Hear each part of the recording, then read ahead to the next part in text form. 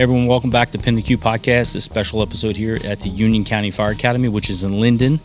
Behind me you can see is the smokehouse, Class A fire building, which is pretty cool. The recruits obviously have a nice opportunity. Not everywhere in New Jersey has a Class A, so that's a good opportunity for them. So I'm here with the Dean of the Fire Academy. Sir, why don't you tell everybody who you are? Yeah, I'm Deputy Chief Steven Ruhl, retired Deputy Chief out of Hillside. I was there for 34 years. Took over on the academy 5 years ago. Just loving it.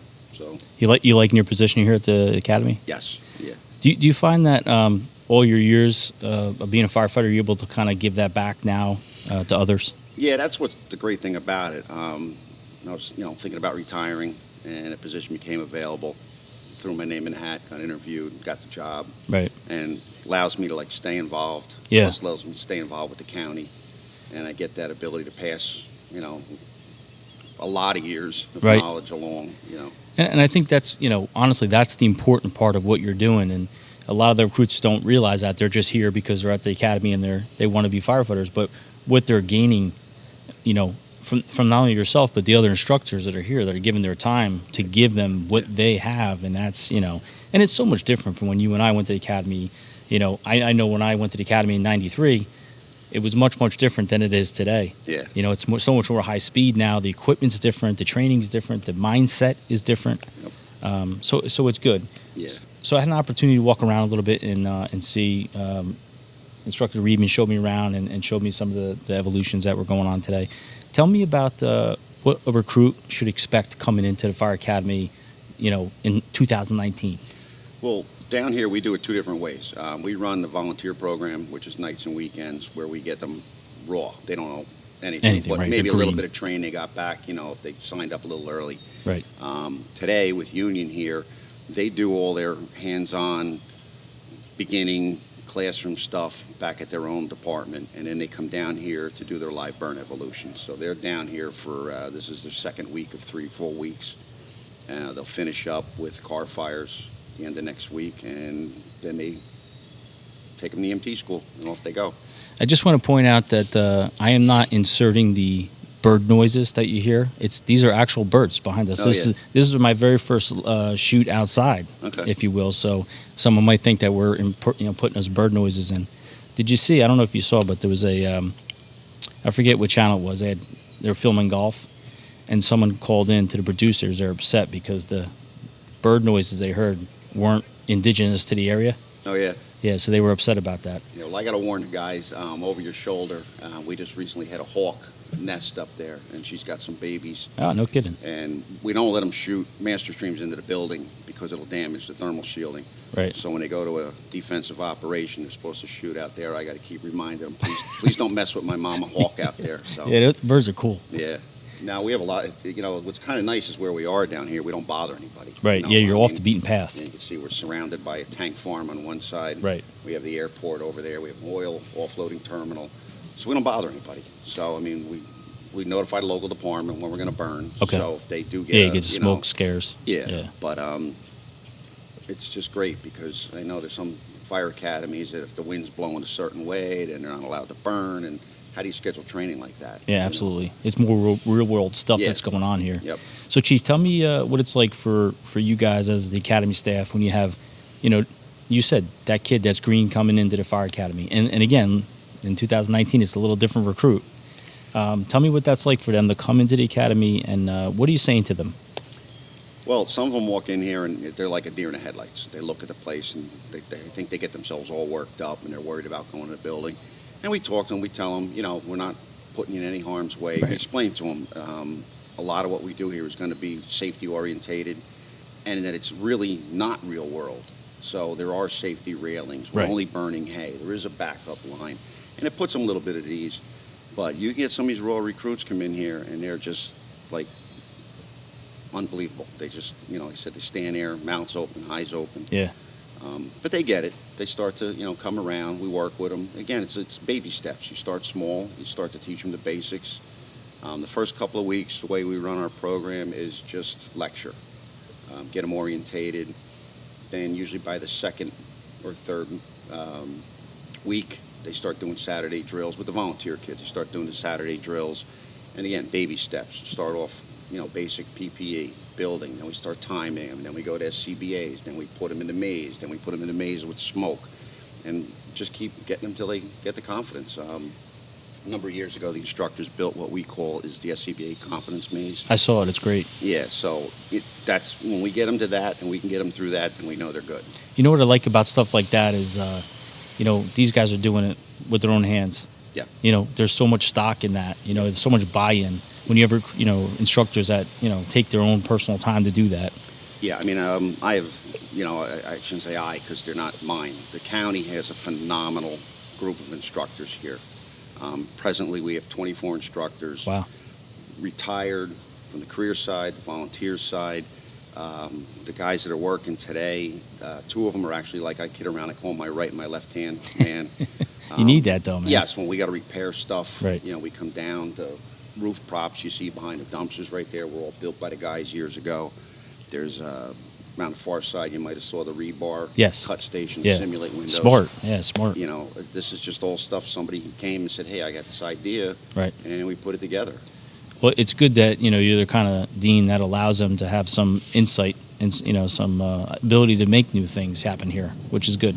Well, in the fire service, if you don't let the guys buy in, then they're not going to want to work with you. Or Absolutely. Work, And as I said before, I don't think there's better instructors out there. I love the guys. What was really nice is coming to work here, it's like I never left the firehouse. Yeah. So, I mean, we have the fun, right. The busting on each other and stuff. But the guys are good. They just, this morning with the evolution, the one safety officer came over to me and wasn't too comfortable with what he saw on the ladder. So we spoke to the tour commander. And he goes, yeah, I don't know why they did that. He said, but I'll talk to him. So, I mean, they pick out, it wasn't anything major. Right. But this is where why they're here. This to is hone in where your they're skills. Learn it, And I think when they leave here, well trained on That's both good. the career side, the volunteer side. A lot of guys that come, a lot of recruits that come here become, as the volunteers, they become career. Right. Whether they stay local or, unfortunately, we lose some. They go south, they go west. It's not easy, to become a career firefighter in New Jersey. I hate when I see that, but I also feel good for them, because it's like we molded them. We nurtured them, we made them, and now they went out into the world. Yeah, like the bird, you let them out of the nest, and they're on their way. Yep. So when you have the recruits that are coming in, when do you start to see the ones that are going to drop off? You notice in the first few weeks, or you notice in the first few days? Yeah, usually within the first couple of weeks. What we also do is they get a weekly quiz, and they're allowed to fail 5 quizzes. Okay. If they fail their 5th quiz and their GPA falls below a 70, we drop them from the program. Okay. I've discussed this in the past with the chiefs. They all agree. They have to take the state exam. They have to pass it with a 70 or greater, so that's why we set the bar at 70. We would average 1, 2, maybe a class. The last class, we actually had one that was a medical. He just, every time we were doing the drills, and it was hot, it was the hot weather and stuff, and went back to his chief and said, once, okay, we understand. Twice, not a problem. But 3rd time, he needs to go to doctors, something. And again, because God forbid, I don't want anybody getting hurt here. Bottom line is my ultimate goal, like on the job, everybody goes home. And what's going to, if we don't correct that here at the fire academy, what the hell's going to happen when you're on a real job? Right. And, we depend on every single person on the fire ground. You know that more than anybody. Yeah. So you got to make sure everybody's able to hold their own weight, at the minimum. So I like that that you guys are holding those standards. That's important, Yeah. I mean, and the state standards are pretty rigid. Yeah. We have the JPRs, job performance reviews that we got to do. They have to pass 80% of those. We make them pass 100%, so that they're allowed 3 tries. We do have students, because we do Fire 1 and Fire 2 together. Okay. Yeah, so a lot of counties are doing that now. That's a I know curriculum. For the longest time we were the only one that was doing it. Okay. That goes back to our county fire chiefs, because in Union County we rely heavily on mutual aid with each other. So they wanted everybody to fire too. So that way, the firemen come from Union, it's going to Elizabeth to Hillside. Right. The volunteers. Same training, different patch. Yep. Yeah, smart. So have you ever had a recruit that came in here, you look at them or your instructors come to you and they say, I don't think it's going to work out, and then somehow, some way, they start shining and they turn out to be a pretty good recruit? Well, see, I thought you were going the other avenue. Well, that's my next question. No, yes. There are some that come through, and we give out an award. We actually give out 3 awards at the end. And just recently, we had one when he was first in here. Yeah. And he ended up shining. Yeah, good. And he ended up actually getting the award that we give out for. It's like a leadership award. And how rewarding is that for you as dean? You know, I know you don't like that word per se, but how do you is that rewarding for you to sit back and see what your recruits and what your instructor is able to do with the recruits? Absolutely. Yeah. Absolutely. And I think the biggest reward I get, besides being the dean of the fire academy, I'm also one of the county fire coordinators. So when I'm at a fire scene in you see another these town, kids, yeah, and it's like, oh my God. And what's kind of getting bad now, being here 5 years, yeah, they come up to me. Well, it's real easy for them. They go, hey, Chief, how are you? You know, and I look at them and I go, hey, how are you? And you don't remember me, do you? And I go, well, I recognize the face, but I'm firefighter so-and-so. Oh, okay, how you doing? Yeah. You know, and then the flip side, one of the instructors working here today, I watched him grow up. Oh, that's cool. Okay, so he became a volunteer and went on to the career side. I hired him as an instructor because I felt that we needed to bring in a couple of younger guys because the younger recruits can relate. Right. And he just recently made captain in his career cool. department. Very cool. And when he said to me, I want you at my promotion ceremony, that was it. Right. You know, to see him make captain, it was special. Yeah. Because not that I'm saying I had a hand in it per se. Well, but you did though. You did have a hand in that, and if you didn't have a hand in that, there's no way he would ask you to be there on such a special day for him and his family. He wanted you there. That speaks volumes. Yeah. And it's good. And the other side of that question was, I guess you thought I was going there, was you have that recruit that the instructors are going, I don't know. What do you do with that? You pretty much know within the first couple of weeks, especially when we get into the drill days on Saturdays. We try to coach them. And again, we have limited contact hours, so I emphasize all the time to the county fire chiefs, because I attend the county fire chiefs meeting. We teach them ladders, but they got to come back to you on drill nights if it's not a school night for us, and you have to work with them. You got to get a senior guy. You got to get a good guy to work with them. Right. I try to keep all the chiefs informed. They're all in my phone. They're all emails. And I let them know, and we work with them.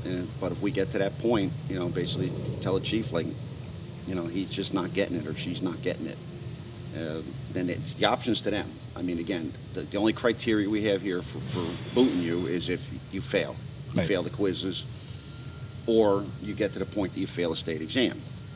I mean, we had a student one time, he made it all the way through, passes Fire 1, all the hazmat, ops awareness, the whole 9 yards, got to the Fire 2 exam, was allowed to take it 3 times. He failed it 3 times. So he'll be coming back to repeat the Fire 2 program. Wow. So we're not just going to... No, it's good. You're not just, saying, oh, it's okay. No, it's good. It's good that you're that type of agency, that, academy, that you're serious about your training, which is great. Tell me about this building here. Right, well, this is our Class A burn building. It was built in 1988. It was the only structure that was here when they built the academy in '88. It was originally built as a smoke building. Okay. The building was designed for shaftways. We were supposed to light some small hay fires and let it fill a building. And then they got the idea, well, it's a solid concrete building. Maybe we can light fires in it. They did. Fortunately, there was lighting in the building, and that didn't last too long. The aluminum frame windows didn't last long. So then the building was converted over to how you see it now with the steel shutters. And then over a year ago, we brought in a company. The county went out to bid, and we put like $1.3 million into the building. Had all the spalling concrete repaired. Had a lot of repair work done to it, some upgrades, some safety upgrades, and then the entire building where we burn, there's two rooms that we don't burn in, was lined with thermal shielding to help protect it. So, we're very lucky here in Union County. We're very supported by the freeholders. They definitely see the need, why we have to be here. Right. So it was good. One thing it did do is it makes the building burn a lot hotter. which makes it a little more realistic.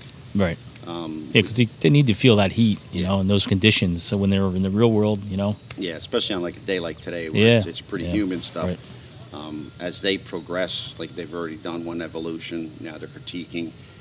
When they get to this afternoon and that building starts to heat up, they get to know what it really is. Yeah, and good. our building's very unique. That's why I was happy when we were looking into repairing the building a couple years ago. There was talk of knocking it down. Oof. And the instructors, myself, and we were like, no, we don't want to lose this building. Yeah. It's a really unique design, so we can simulate basement fires. We can simulate attic fires coming in at different angles of the building, because what you're looking at on this side, on the Delta side, is the basement. Right. But it's at ground level. So they can stretch in through there, have to work their way through a building and go up 3 flights. Yeah, it's good, and it's real world training. You know, it's as soon as I saw the building, I was excited because I'm like, man, that's different. Yeah. You know, it's different from what I've seen anyway. Yep. And I like the layout. I think it's laid out really well, and apparatus placement's really good.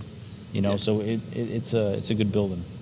What do you like to see moving forward over the next few years here? Well, we're in the process now. We sat down. We hired an architect. Okay. We drew up conceptual drawings on an actual classroom building, because right now next door we have a trailer, Okay. double wide trailer, and we also have, we use our EOC, which is located in Westfield. So when it's the lecture classes, we utilize that, but we want to try and expand on down here.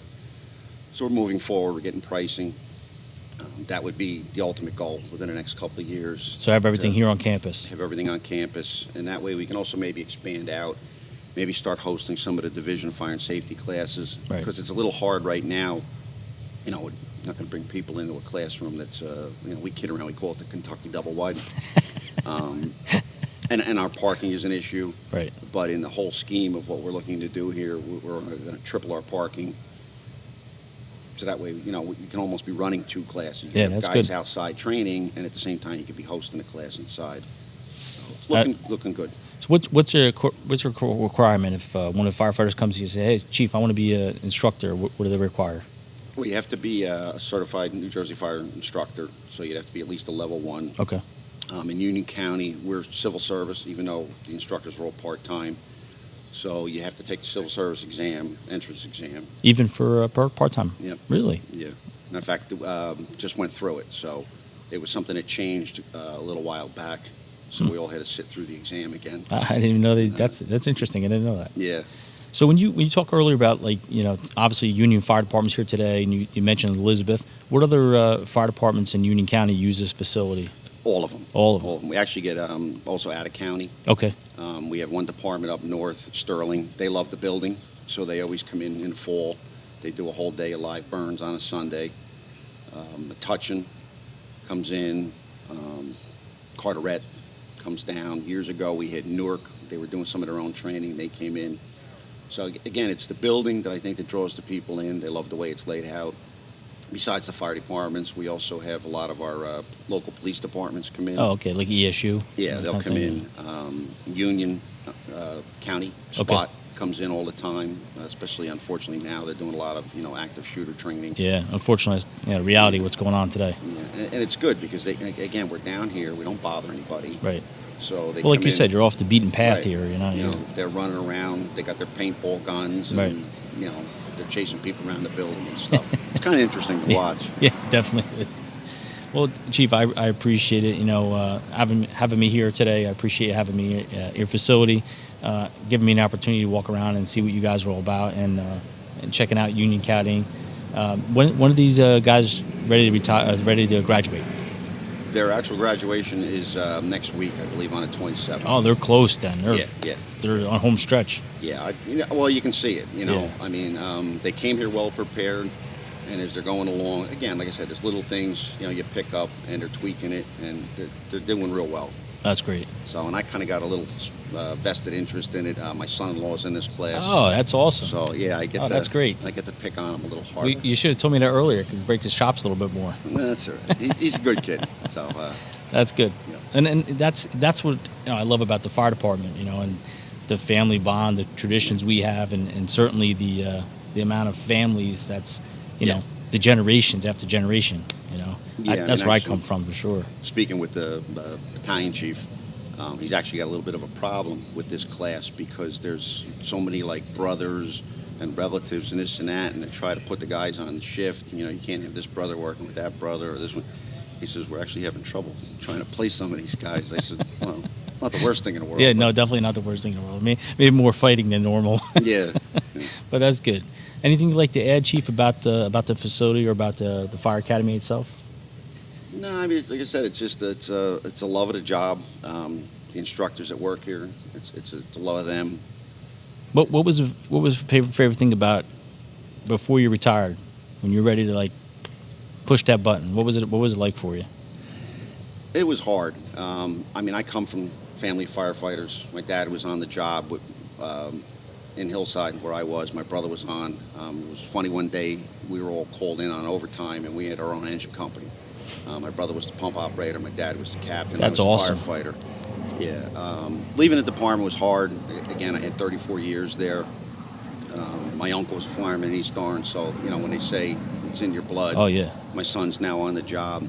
It was tough. I didn't want to leave, but I kind of knew it was my time. Getting a little frustrated with some stuff, and this came along, and it was like I kid around. It's like I hit the lottery second time. Yeah. Well, that's what you say when you finally get that job, you hit the lottery, and then now to have this opportunity. And again, I think it's great to have someone with your experience here, because you can actually mold these Right. kids, and I think that's important. I say kids, and we have men coming into the fire academy now, but but you can mold them and get them to where you want them to be, which is good. And you can handpick your instructors, which I think is really good too. Get people in here that want to be here. Yeah. Because I think that's the important thing. I mean, I added up about a year ago. My director asked me, and we have over 560 years of experience. Wow. Of guys here. Yeah. Yeah, that's what I was just saying. Yeah, 560 years of experience. Yes. Yeah, I mean, you literally can't put a price tag on that. No. Right? I mean, that's a huge amount of experience that they're getting it. Yeah. So that's great. Yep. And like I said, these guys have no problem, passing along. We kind of kid around with one gentleman that's working today with our division numbers. We said his number's like 0001. But he's a great guy. I just can't say enough for the guys that work here. Yeah. They're all phenomenal. They all care. They get it. It's not just a part-time job. Right. It's they're getting paid. They're not getting rich. I mean, Right. we don't get rich in the fire service. No. By any means, and they really enjoy what they do. They come in here. They're expected to be here at 7:30. Well, they're here at 7. Mm-hmm. They're scheduled to be here till 4. If the department's running late, you don't get that. No one's looking at their watch. Right. They're everybody's just great. It was me. I mean, I knew most of the guys coming here. I met a lot of the other guys and became friends with them when I took over. I honestly, I can't say enough nice about them. It's just, It's good. It was, and that was kind of like the nice thing. Like, I retired. I didn't really want to retire, but I just was reaching my point.